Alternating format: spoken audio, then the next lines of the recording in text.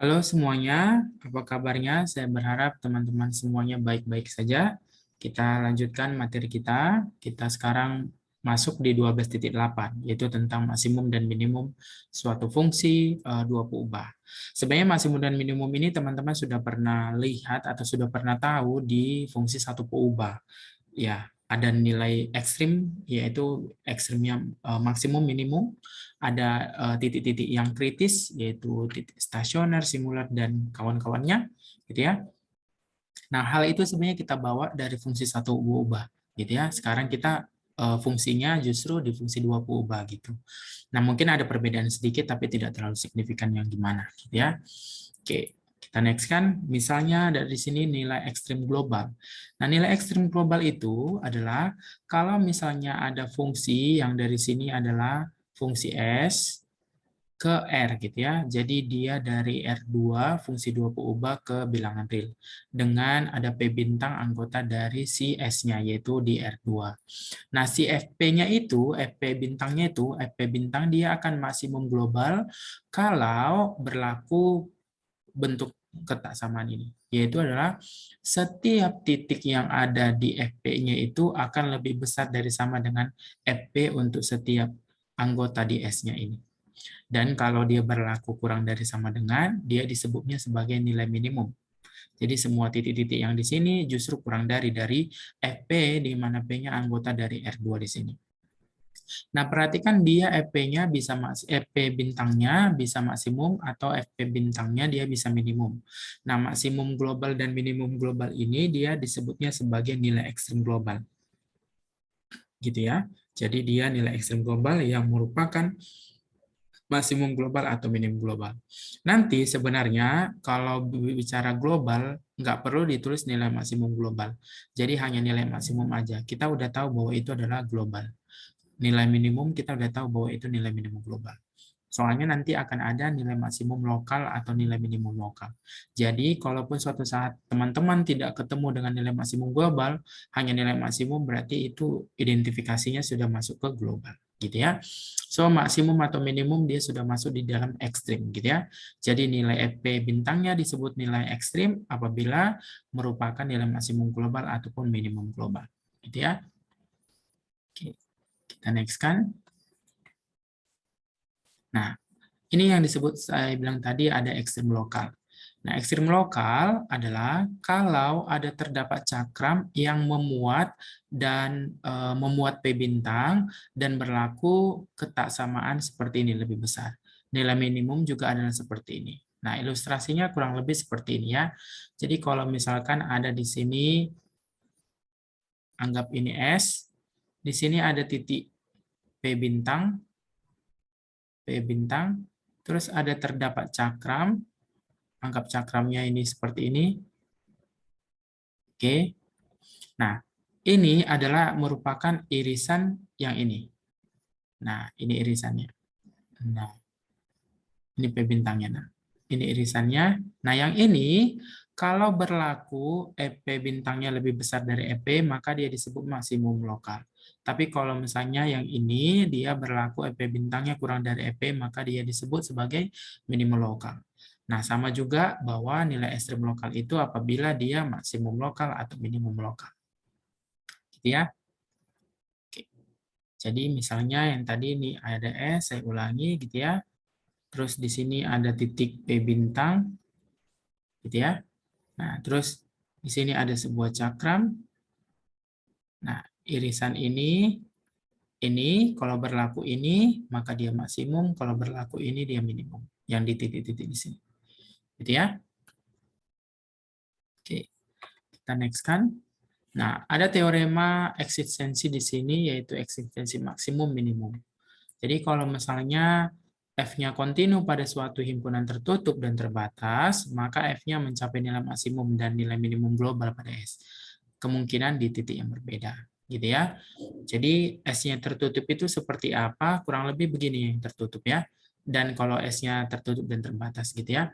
Jadi kalau misalnya anggap di sini ada sebuah S gitu ya. Gitu ya. Nah, ini gambar saya sangat jelek sekali gitu ya. Ada di sini satu lagi S yang seperti ini. Gitu ya. Nah, yang ini gitu ya, anggap fungsinya ini adalah anggap ini fungsinya adalah x kuadrat tambah sesuatu ditambah y kuadrat kurang dari sama dengan 1. Yang satu lagi adalah yang ini x kuadrat tambah tambah sesuatu tambah y kuadrat kurang dari 1. Nah, kenapa harus ada tambah sesuatu? Karena kan kalau dia x kuadrat tambah y kuadrat lingkaran kan. Ini kan bukan bentuk lingkaran ya. Nah, yang ini juga bukan bentuk lingkaran. Nah, gini, kurang lebih gini. Saya buat. Nah, bukan bentuk lingkaran. Nah, jadi, nah ini, anggap ada S seperti ini. Nah, tertutup itu gimana? Tertutup itu adalah ketika ada tanda kurang dari sama dengannya, semua titik-titiknya itu masuk. Ya, dia tertutup. Nah, terbuka itu berarti yang ini. Sama dengannya nggak ada. Maka dia adalah kayak apa? Garis-garis putus gitu. Nah, putus-putus semuanya. Putus-putus. Nah, itu dia tertutup. Nah, terbatas lagi adalah gimana? Terbatas adalah kalau ada dalam suatu cakram yang berpusat di 00 dan berjari-jari R gitu ya. Berarti ada cakram yang begini gitu.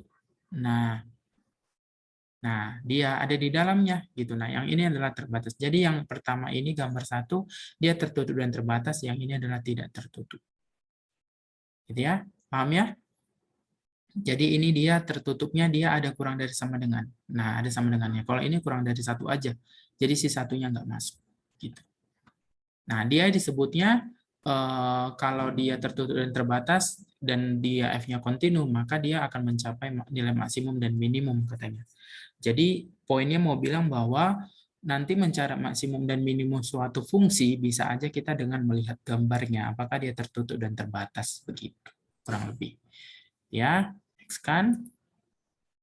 Nah, ini yang saya bilang tadi teorema titik kritis. Karena sebenarnya eh, sumbangsi sebuah fungsi itu dikatakan akan punya maksimum atau minimum, atau dia akan mencapai nilai ekstrim bisa maksimum atau minimum apabila dari sumbangsinya si ini gitu. Ini yang memberikan sumbangsi sebuah fungsi itu akan nilai ekstrimnya maksimum atau minimum gitu. Nah, dialah yang memberikan sumbangsi. Kenapa? Karena namanya juga kritis ya kan. Kalau suatu saat teman-teman ada di rumah sakit gitu ya kan, ada kurva-kurva kan ya. Nah, kalau misalnya dia kurvanya naik gitu, kan itu titik-titik kritisnya. Kalau dia akhirnya turun gitu ya, di situ titik-titik kritisnya. Nah, disitulah yang memberikan sumbangsi untuk nilai ekstrim itu gitu. Nah, jadi apa titik-titik kritis di dalam fungsi itu adalah yang pertama bisa saja titik-titik perbatasannya itu. Dan hanya 3 ini saja ya, tidak ada yang lain. Baru berikutnya titik-titik stasioner. Titik-titik stasioner yang mana? Yaitu adalah titik di mana F-nya mempunyai turunan sama dengan 0. Turunan yang sama dengan 0. Atau satu lagi adalah titik-titik singular, yang di mana F-nya tidak mempunyai turunan. Titik yang membuat F-nya tidak mempunyai turunan. Gitu ya. Nah, kita lihat contohnya supaya teman-teman lebih paham. Nah, misalnya ini. Gitu ya. Ini ada fungsinya, coba cari turunannya. Yaitu 2x, turunannya ini adalah 2y. Nah, terus fx-nya harus sama dengan 0 kan? Berarti x-nya 0, terus fy-nya harus 2y sama dengan 0, berarti y-nya 0. Ini kan merupakan stasioner kan ya? Nah, ini merupakan titik stasioner. Oke. Nah, sekarang yang ini. X kuadrat tambah y kuadrat mencapai minimum katanya di 0, yang merupakan titik singular. Yang merupakan titik singular. Titik singular itu apa? Titik singular adalah titik yang membuat fungsi ini tidak terdefinisi. Ya, membuat fungsi turunannya tidak terdefinisi. Coba aja cari turunannya. Turunannya kan kalau misalnya kita cari, ya, anggap turunan terhadap X aja dulu ya. Oke, yang ini kita hapus, turunan terhadap X, kan berarti setengah X kuadrat tambah Y kuadrat pangkat min setengah kali 2X. Ini ke sini habis, so jadinya X per akar dari X kuadrat tambah Y kuadrat. Oke. Nah, perhatikan ya, fungsinya ini kan A per B. B-nya kan nggak boleh 0 kan ya? B-nya nggak boleh 0. Ini merupakan turunannya. Berarti pertanyaannya, Turunan ini tidak akan terdefinisi apabila berada di titik mana, yaitu ketika X-nya 0 atau Y-nya 0. Nah, ini ya. Jadi dia merupakan titik singular ketika di 0,0 dan dia mencapai nilai minimumnya di 0,0. Kalau kalian gambar fungsi ini yaitu akar X kuadrat tambah Y kuadrat, teman-teman akan melihat hal lain gitu ya, melihat ya, gitu ya, misalnya contohnya gini ya. Kan ini kan gambarnya ini kurang lebih adalah begini ya. Oke.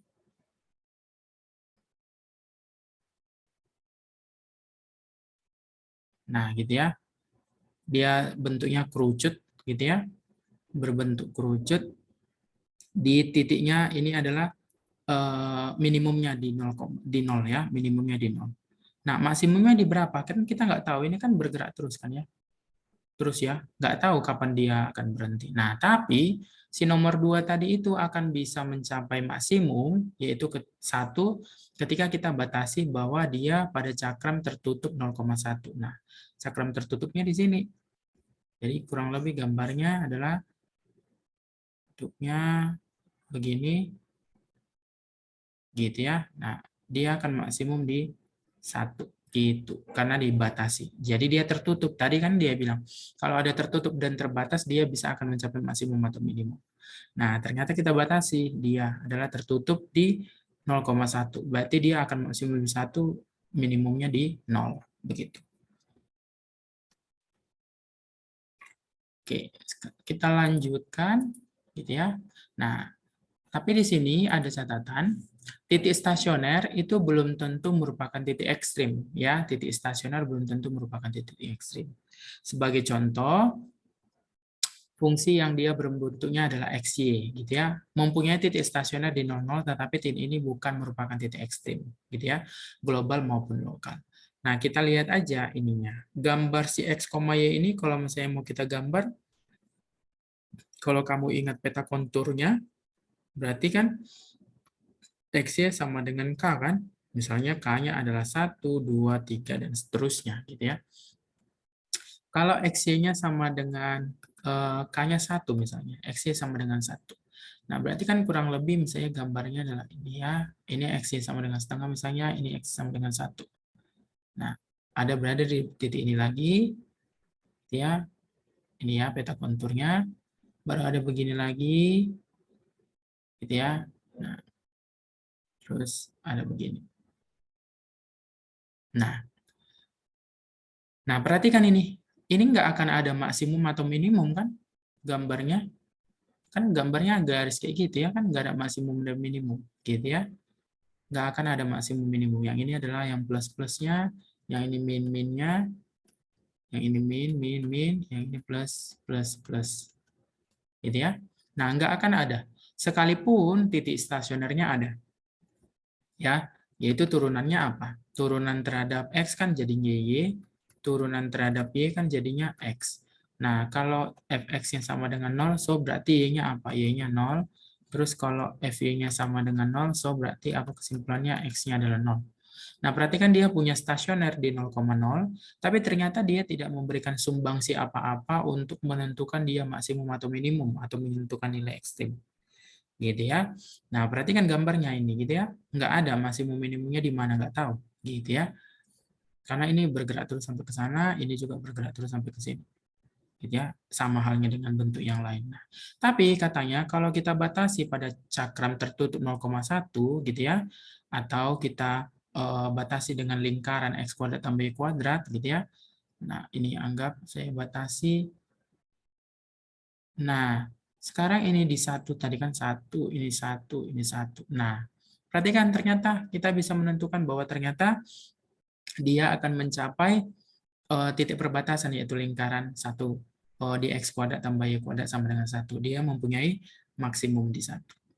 Gitu ya. Jadi, belum tentu titik stasioner itu merupakan titik ekstrim. Jadi perlu dicek gitu. Oke, kita next kan.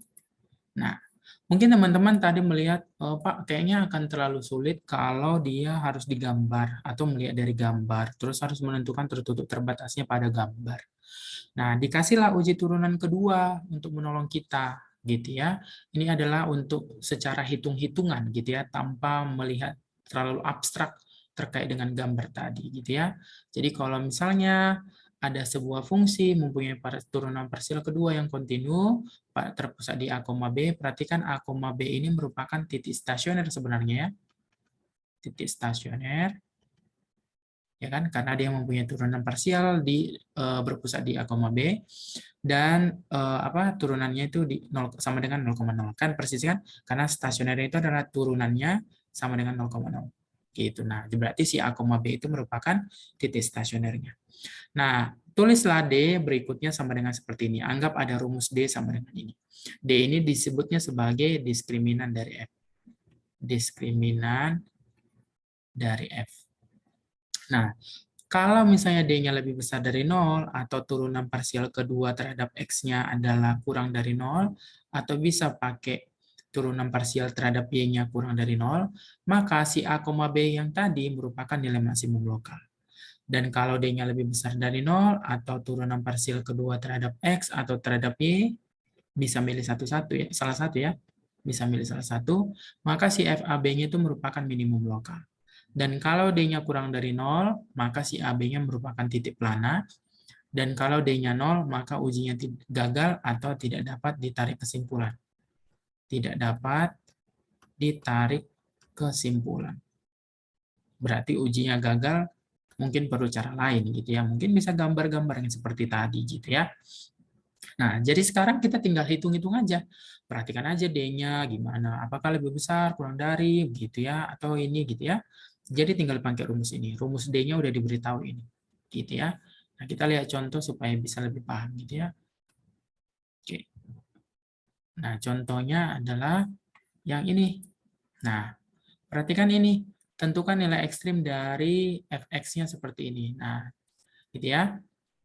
Berarti mau tidak mau harus dicari dulu turunannya dan dia harus sama dengan 0 supaya tahu nilai A, B-nya gitu ya. Nah, cari turunannya terhadap X dan ternyata dia 3X kuadrat sama dengan 3 sama dengan 0 atau 3X kuadrat sama dengan 3, so X kuadrat sama dengan 1. Berarti dapat X-nya adalah plus minus 1. Nah, ini titiknya. Satu lagi turunan terhadap Y, yaitu ya turunan terhadap Y berarti 2Y sama dengan 2Y min 4 sama dengan 0, berarti Y-nya adalah 2.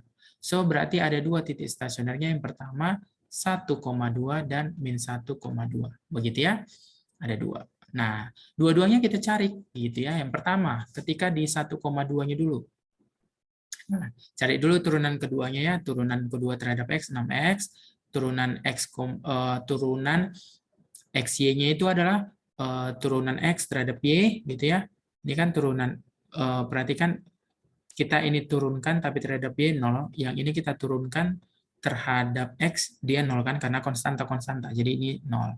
Ini turunan parsial kedua terhadap Y-nya adalah 2. Nah, sekarang ketika di titik 1,2, apa yang terjadi? Masukin aja. 6 kali 1, berarti jadinya kan 6X kan? Berarti 6 kali 1, 6. 6-nya lebih besar dari 0. D-nya berapa? Pakai rumus yang tadi ya. Pakai rumus yang tadi ternyata 6 kali 2 dikurang 0 kuadrat 12. Kalau D-nya positif dan F-nya positif, maka apa yang menjadi kesimpulan? Si F 1,2 yang kita substitusikan ke sini, dia nilainya 10, nilai 10 ini merupakan nilai minimum lokalnya. Nah, kalau di min 1,2 gimana? Nah, masukin aja keturunan parsial kedua X-nya, 6 kali min 1, min 6. D-nya kita cari pakai rumusnya, ada min 12. Ternyata D-nya kurang dari 0. Kalau D-nya kurang dari 0, maka apa? Titik min 1,2 itu merupakan titik plana. Jadi bukan ekstrim. Bukan maksimum lokal, bukan minimum lokal. Gitu ya. Jadi akan lebih gampang kalau tinggal pakai rumusnya. Gitu. Next kan? Nah, gimana kalau misalnya ini gitu ya? Kalau misalnya ini kita mau mencari ukuran kotaknya gitu ya. Nah, ukuran kotaknya yang volumenya 1 berapa kan banyak ya, bisa aja kan volume kotak gitu ya, anggap kotaknya itu seperti kubus, berarti kan X, Y, Z kan ya. X, Y, Z-nya 1. X, Y, Z-nya 1 ya. Anggap X-nya menyatakan panjang, Y-nya menyatakan lebar, Z-nya menyatakan tinggi. Gitu ya. Nah, XY-nya sama dengan 1. Kan bisa aja X-nya 1, Y-nya 1, Z-nya 1. Ya, 1 kali 1 kali 1 masih memenuhi, gitu ya. Atau bisa juga X, Y, Z-nya adalah 2, 2 seperempat. Coba kalikan aja, 4, 2 kali 2, 4 kali seperempat jadi 1. Ya, tapi kan nggak mungkin kita ngecek seperti itu, gitu ya. Tidak akan mungkin kita ngeceknya seperti itu. Nah, kalau begitu kita mau menggunakan konsep wujud yang tadi. Gimana caranya? Maka yang pertama adalah kita lihat V-nya adalah seperti ini. Berarti kalau begitu dari sini Z-nya kita tahu adalah 1 per XY. Nah, luas permukaannya adalah apa? Berarti kan 2XY, kalau luas permukaan kubus itu ya, kotaknya berbentuk kubus ya, 2XY, 2XZ, tambah 2YZ. Gitu ya. Nah, ini sama dengan kita satukan variabel supaya gampang karena kita bisa menentukannya terhadap X atau terhadap Y. Nah, yang ini berarti 2X-nya tetap, si Z-nya kita ubah 2X, si Z-nya jadi apa? 1 per XY tambah 2 kali Y, Z-nya 1 per XY. So, berarti jadinya 2XY tambah 2 per Y, tambah ini jadinya 2 per X. Nah, sekarang kita cari turunannya. Ya, supaya gampang untuk mencari stasionernya dulu ya. Oke, turunan terhadap X. Kalau turunan terhadap X berarti apa yang terjadi? Berarti ini kan jadinya 2Y, yang ini jadi 0, yang ini jadinya dikurang, ini turunannya apa ya? 2 kali X pangkat min 1, berarti jadinya min 2 X pangkat min 2. Berarti ini jadinya 2 per X kuadrat, sama dengan 0. Terus berikutnya LY-nya, berarti jadinya apa tuh? Itu jadinya 2X dikurang jadinya 2 per Y kuadrat. Gitu ya, sama dengan 0. Nah, kita mau mencari X sama Y-nya kan ya? Nah, X sama Y-nya. Berarti kalau begitu kita harus cari pakai substitusi eliminasi. Nah, kita mau mencari substitusi eliminasi. Nah, coba yang mau disubstitusikan siapa gitu ya. Nah, nanti kalau kamu udah substitusi eliminasi, sebenarnya kamu pasti akan dapat ini ya kondisinya ya. X sama dengan X pangkat 4. So, berarti ini X pangkat 4 dikurang X sama dengan 0. So, berarti ini jadinya X pangkat 3, X dikurang 1 sama dengan 0. Substitusi eliminasi aja ya, pasti akan ketemu ini. Saya tahu lah teman-teman bisa mensubstitusi eliminasi. Ya. Maka ini jadinya kesimpulannya apa? Kalau X pangkat 3 kali X min 1 sama dengan 0, artinya apa? X pangkat 3-nya 0, berarti X-nya 0. Atau satu lagi, X dikurang 1 sama dengan 0, berarti X-nya 1. Nah, perhatikan ini ya. Z-nya itu kan 1 per XY. Supaya ini tetap terdefinisi, artinya apa? XY-nya nggak boleh lebih kecil kan ya? Nggak boleh lebih kecil, nggak boleh sama dengan. Kenapa? Karena kondisinya kan ini suatu ukuran, nggak ada ukuran negatif. Dan nggak boleh 0. Kenapa? Karena 1 per 0 jadinya tidak terdefinisi. Jadi semuanya positif. Nah, berarti si X sama dengan 0 ini tidak diambil. Kenapa? Karena tidak memenuhi syarat yang di sini. So, X-nya harus diambil sama dengan 1 saja. X-nya sama dengan 1, so berarti apa kesimpulan kita? Masukin aja ke sini gitu ya kan. Berarti ini kan 2 kali 1, 2, gitu ya. Dikurang 2 per Y kuadrat sama dengan 0. So, berarti ini jadinya 2 sama dengan 2 per Y kuadrat. Ini habis, so Y kuadratnya adalah 1. Gitu ya. Nah, kalau begitu berarti X-nya adalah 1 dan Y-nya bisa 1. Satu lagi adalah X-nya 1 dan Y-nya bisa min 1 gitu ya. Tapi yang ini juga nggak bisa. Kenapa? Karena kondisinya X, Y-nya nggak boleh negatif. Berarti the one and only adalah X, Y-nya adalah 1. So, berarti berapa ukurannya? X-nya 1, Y-nya 1, Z-nya berapa? Yaitu 1 per 1 kali 1, 1.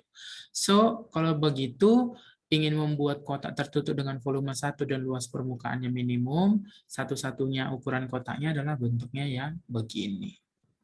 Gitu ya. Oke. Kita next-kan yang si tadi gitu ya. Nah, dan ternyata yang soal nomor 2 tadi gitu ya, yang bentuknya seperti ini, yang pada cakram tertutup ini, kita sebenarnya bisa juga menentukan maksimum minimumnya, gitu ya. Kita bisa juga menentukan maksimum minimumnya tanpa dengan kondisi menggambar tadi. Nah, gitu ya. Perhatikan nilai ekstrimnya tercapai di perbatasan yang ini kan ya, lingkaran dengan berjari-jari satu.